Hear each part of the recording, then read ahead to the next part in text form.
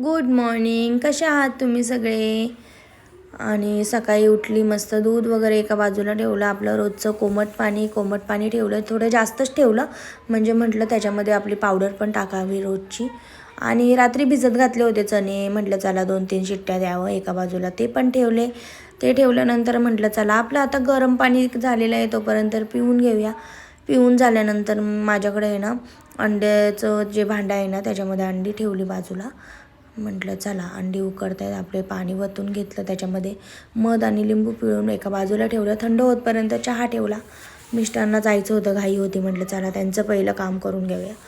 मग बाजूला दूध आणि तापलंच होतं, मग चहा दिला. चहा होतपर्यंत म्हटलं चला हे पण ऑनलाईन मागवलेलं आहे पीठ मळायचं.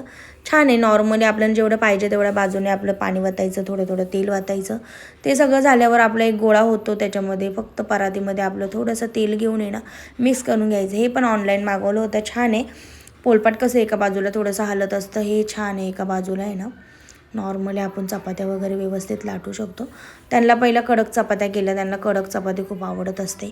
मग मस्त पहिली चहा आणि एक चपाती गरम गरम त्यांना दिली. दुसरी पण चपातीचं चाललं होतं, म्हटलं चला.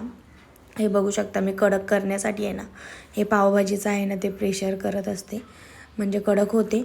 आणि हे बघा चण्याची भाजी होती, आज टिफिनला हे दिलं.